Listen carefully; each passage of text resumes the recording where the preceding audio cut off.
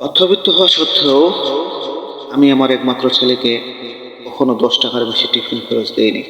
সে বরাবরই তার বন্ধুদের দেখিয়ে বলে, বাবা দেখো, আর সে কত ব্র্যান্ডের ঘড়িটা পরে এসেছে। বাবা দেখো, তার স্কুল ব্যাগটা ইম্পোর্টেড, সুন্দর না বাবা? আমি মাথা নাড়িয়ে শুধু সম্মতি জানাই।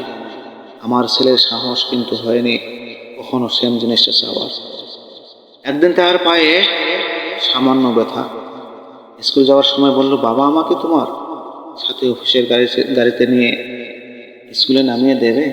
আমি তার সমস্যার কথা বিবেচনা করে বললাম, ঠিক আছে। এরপর প্রায় 1 সপ্তাহ সে আমার সাথেই গেল। আমি চুপচাপ তাকে নামিয়ে দিতাম। আমার ছেলের এখন দেখছি হেঁটে যেতে ইচ্ছে করছে না। পরের দিন সকালে আমাকে বলার আগেই আমি বলে দিলাম, অফিসিয়াল জিনিস ব্যক্তিগত ব্যবহারের জন্য নিষিদ্ধ।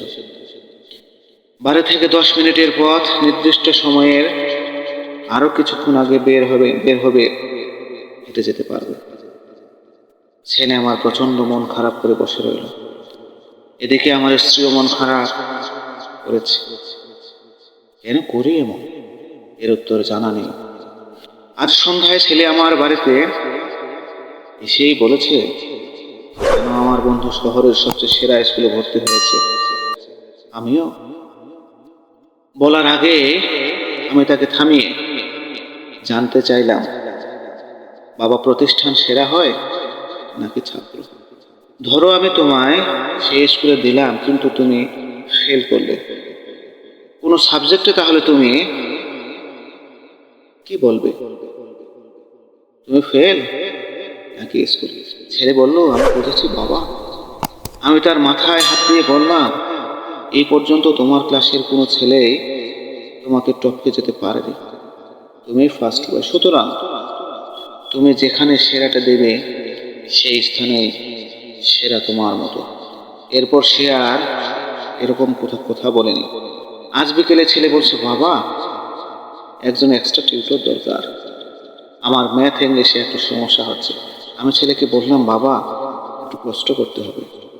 আমি যখন রাত করে বাড়িতে ফিরবো 9টা কিংবা 10টায়, আমার কাছে তোমাকে ম্যাথ আর ইংলিশ পড়তে হবে। বাবা তুমি পরিশ্রম করে বাড়ি আসো, তাই না? আমি হেসে বললাম, না বাবা, আমার কাছে এত সামর্থ্য নেই তোমাকে এক্সট্রা টিউটর দেওয়ার। আমি বরং কষ্ট করি, কি বলো? ছেলে আমাকে জড়িয়ে ধরে বলল, ঠিক আছে বাবা। স্ত্রী রাতের বেলা জিজ্ঞেস করলেন, তুমি এরকম 10টা টিউটর রাখতে পারো? কিন্তু আমি চাই আমার সন্তান বুঝুক, আরাম করে কিছু পাওয়া যায় না। মানুষের জীবনে অভাব আসলে তা কিভাবে মোকাবিলা করতে হয় সে বুঝুক, ও সে শিখুক। কোনো কিছুই মন্দ নয়, সে বুঝুক। আমার স্ত্রী চুপ হয়ে গেল। মাঝে মাঝে আমার ছেলেকে নিয়ে আমি ফুটপথে হাঁটি। পথ শিশু থেকে শুরু করে বিভিন্ন মানুষের সম্পর্কে জানাই, সে জানুক পৃথিবী শুধু চিন্তায় সুন্দর, বাস্তবে খুব কঠিন। আমি চাওয়া মাত্রই তাকে কিছু দেইনি। একদিন সে বলেছিল, বাবা তুমি এরকম কেন? তাকে বলেছিলাম, সময় হলে বুঝবে। ইচ্ছে করে অভাব অনুভব করাই, যাতে সে বুঝুক জীবনটা কঠিন, অনেক কঠিন। সে বুঝুক, সে বুঝতে শিখেছে। এখন সে বুঝতে শিখেছে টাকা কিভাবে খরচ করতে হয়।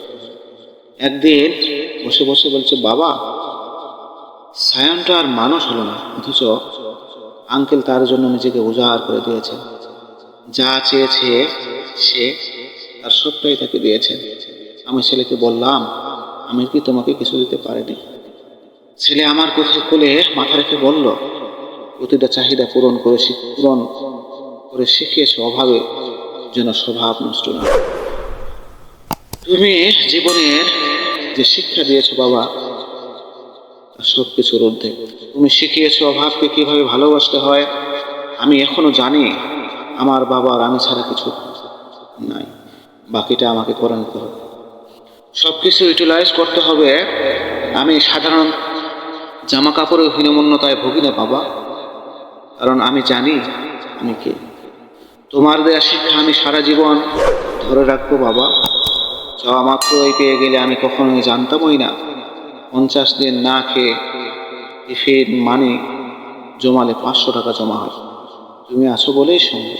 আমি মানুষকে মানুষের চোখে দেখি, আমি বুঝি জীবন কত কঠিন।